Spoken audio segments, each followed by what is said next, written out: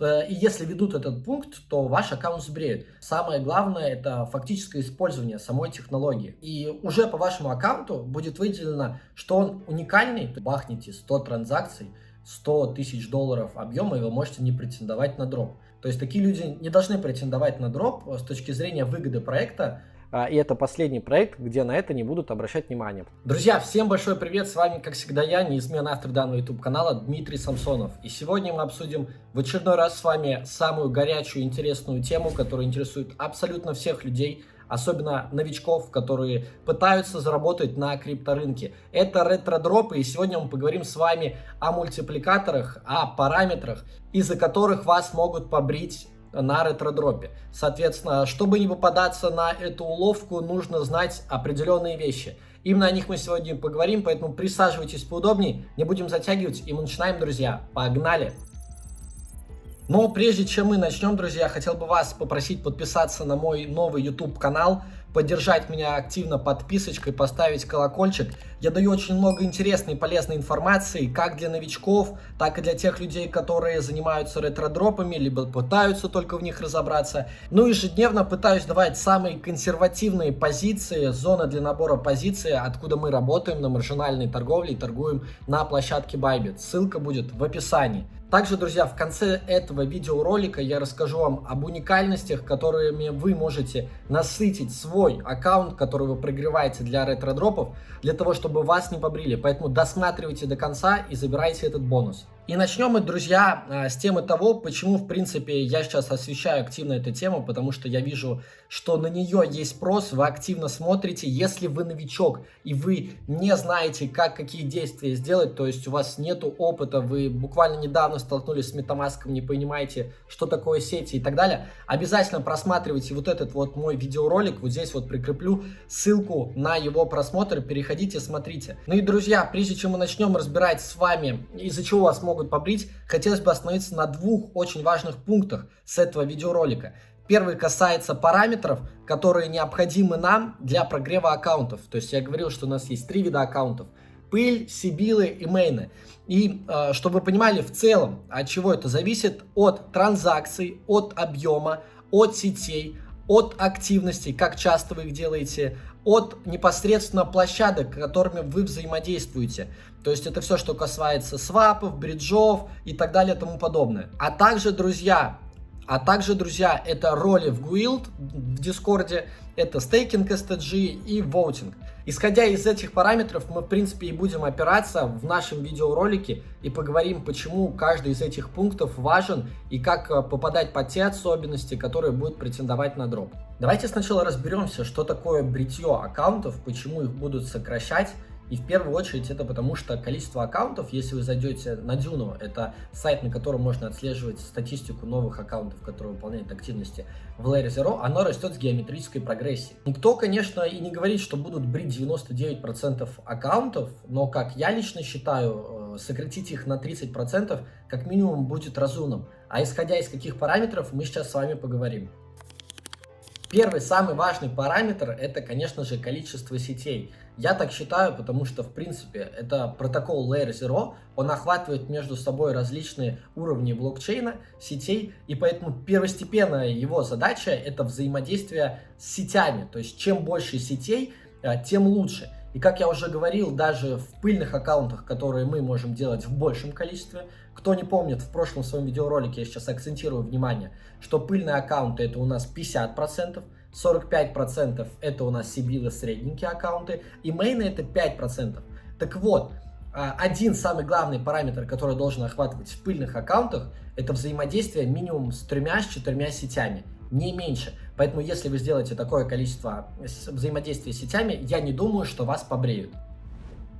Следующий пункт, о котором хотелось бы поговорить, это количество средств, которые есть в доступе и постоянно лежит на балансе. В принципе, это на самом деле самый очевидный параметр, который позволит побрить, ну, прям самых наглых сибильщиков, то есть вот ботов, которые загоняют огромное количество аккаунтов для получения ретро-дропа. И я считаю, что, в принципе, не каждый может позволить себе держать $100 на своем даже пыльном аккаунте.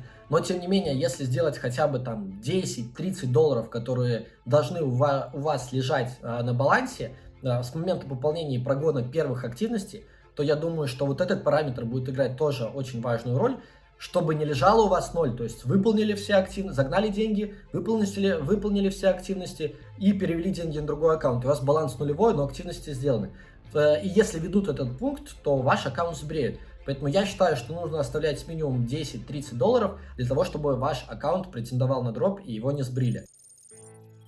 Следующий пункт, который я считаю важным и одновременно противоречивым, это объемы. С одной стороны, Layer Zero выполняет функцию моста, где в принципе объемы важны и нужны. Но с другой стороны, самое главное это фактическое использование самой технологии. Именно по этой причине, в принципе, этот важный пункт разграничивает между собой пыльные аккаунты и средние аккаунты, где на пыльных аккаунтах у нас объем до 1000 долларов, а на средних аккаунтах и главных аккаунтах у нас объем 1000 долларов и больше.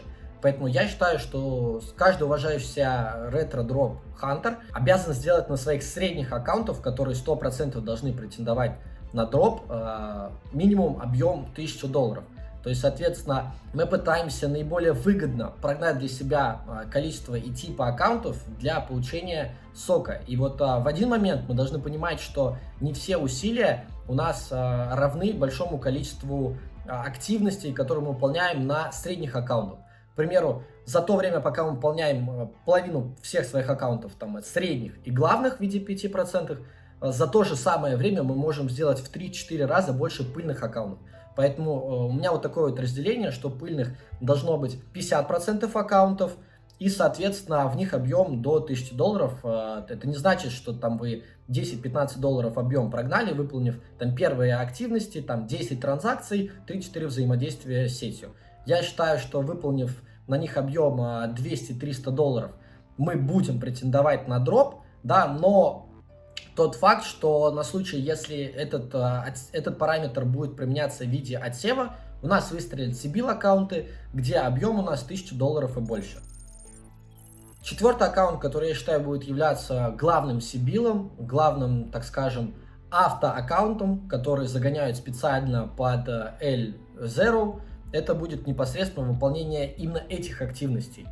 Исходя из этого пункта, кто вот не смотрел видео, которое я записывал касаемо почему не поздно делать ретроактивности, вот здесь его прикреплю, обязательно посмотрите. Он касается того, что нужно выполнять активности не только в Layer Zero. То есть если мы выполняем активности здесь, мы параллельно можем претендовать на дропы в других проектах. Вот, если видео это не смотрели, обязательно посмотрите. Опять же, вам достаточно просто в какой-то другой сети заменить NFT-шку, где-то что-то проголосовать и так далее. И уже по вашему аккаунту будет выделено, что он уникальный, то есть он больше похож на человека и не используется чисто под Layer Zero, а выполняет еще другие активности. Поэтому я тоже считаю, что вот на этот параметр стоит обратить внимание. Следующий, пятый пункт, и он на самом деле тоже противоречивый, такой же как объемы, это непосредственно транзакции в эфире. Многие задаются вопросом о том, что нужно прогонять в эфире тоже обязательно делать транзакции, но я считаю, что это не так, потому что Layer Zero это в первую очередь мультичейн протокол, который не должен ставить эфириум выше других сетей, к примеру, там Avalanche, Polygon и так далее. Вот, но если мы берем сравнение, к примеру, с другими дропами, которые были раньше, к примеру, это оптимизм, где этот параметр взаимодействия с сетью эфира играл большую роль, то это лишь потому, что это L2 решение, и оно построено, в принципе, непосредственно на блокчейне эфира. Поэтому там это было здесь важно, а здесь у нас мультичейн протокол, поэтому я считаю, что взаимодействие в эфире не будет являться таким важным показателем там, для того, чтобы отбрить аккаунты. Шестой параметр, который я выделяю, это количество дней. Он на самом деле очень важный, и, к примеру, можно задаться вопросом на случай, если вы там в какой-то из дней бахнете 100 транзакций, 100 тысяч долларов объема, и вы можете не претендовать на дроп. Почему? По какой причине? Я считаю, что для проекта очень важно, когда он охватывает новые сети, новые блокчейны, иметь не каких-то залетных пассажиров, которые когда-то там сделали первое взаимодействие касания с проектом и забыли про него. То То есть такие люди не должны претендовать на дроп с точки зрения выгоды проекта, который отчитывается перед инвесторами, перед фондами. Потому что, опять же, мы живем в мире капитализма, и очень важно для того, чтобы показывать перспективу проекта, который развивается, показывать постоянный рост. И этот постоянный рост нужно показывать на основе постоянных клиентов, на основе постоянных пользователей, которые выполняют транзакции в блокчейне. Поэтому я считаю, что один из важных показателей также будет являться проведение последней минимум активности минимум недели назад. Поэтому я рекомендую всем, у кого уже готовые есть фермочки, соответственно, прогонять одну любую транзакцию раз в неделю. Потому что если включат такой показатель, что последняя активность не меньше, чем неделя назад, то он будет учитываться, и, возможно, из-за этого побреет аккаунт. Поэтому я бы лучше предостерегался и выполнял активности минимум раз в неделю. Так, извиняюсь, я хочу поблагодарить тех, кто досмотрел видео до данного момента, потому что я был без петлички, без микрофона, сейчас прикрепил. Звук должен быть лучше, качественней, поэтому не забывайте, что в конце видеоролика сейчас расскажу вам бонус. Ну а мы продолжаем, друзья. Погнали! 7-й пункт, достаточно противоречивый, это софты. Софты — это тот вопрос, который, в принципе, сейчас в телеграм-сообществах обсуждается достаточно серьезно. Кто-то берет просто какие-то бесплатные халявные софты, которые там с гитхаба кто-то скачивает и так далее. Кто-то сливает с каких-то платных каналов, кто-то просто использует, покупает. И я, как человек, который не является технарем, не может сказать, какой софт безопасный, какой небезопасный, я не могу там высказать конкретно правильную точку зрения по поводу этого, но я считаю, что с увеличением таких лайфхаков, так скажем, проекты в будущем будут уделять больше внимания. Я бы, к примеру, не рисковал прогонять там главные и средние свои аккаунты софтом. Это можно сделать на пыльных аккаунтах. И как раз таки Layer Zero, мне кажется, может являться последним таким проектом, где на софты не будут обращать внимание, потому что все-таки процесс автоматизации, он крут тогда, когда он позволяет твоему кошельку быть все равно уникальным. В случае с теми софтами, которые я вижу сейчас, они делают одно и то же. Поэтому Layer Zero, я считаю, что можно прогонять софтами только для пыльных аккаунтов. И это последний проект, где на это не будут обращать внимание, потому что хайп на эту тему растет, и в будущем проекты обязательно будут обращать на такие кошельки внимание. И 8-й заключительный пункт, он касается параметров, которые на самом деле я лично делаю для своих main главных аккаунтов, потому что он точно достаточно противоречивый. Это роли в Guild. К примеру, одна из ролей — это стейкинг и холд токена STG. Вот как вы подумаете, для получения токенов проекта Layer Zero ты должен держать токен другого проекта.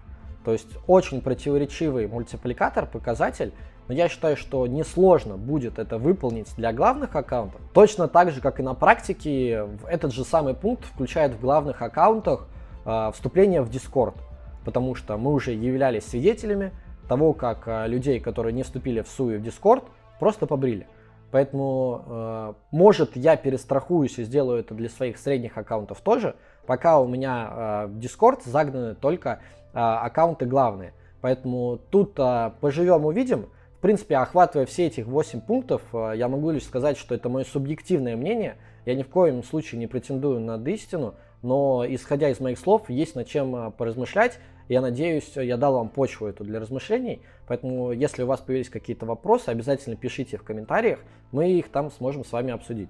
Ну и, друзья, бонус для тех, кто досмотрел данный видеоролик до конца. Переходите по ссылке в описании в мой личный блог. Вот здесь вам сейчас не видно, поэтому стоит перейти. Я здесь рассказал те действия, которые повышают уникальность вашего кошелька. В том случае, если вы выполнили все параметры, которые я проговаривал в прошлом видеоролике. Поэтому, друзья, обязательно переходите. Эти активности также сыграют роль в следующих дропах, о которых я буду записывать инструкции. Ну и благодарю вас за просмотр. Спасибо большое. Ставьте лайки, пишите комментарии, подписывайтесь на мой канал. Это помогает мне и моему YouTube каналу активно развиваться. Ну и до новых встреч, друзья. Пока-пока.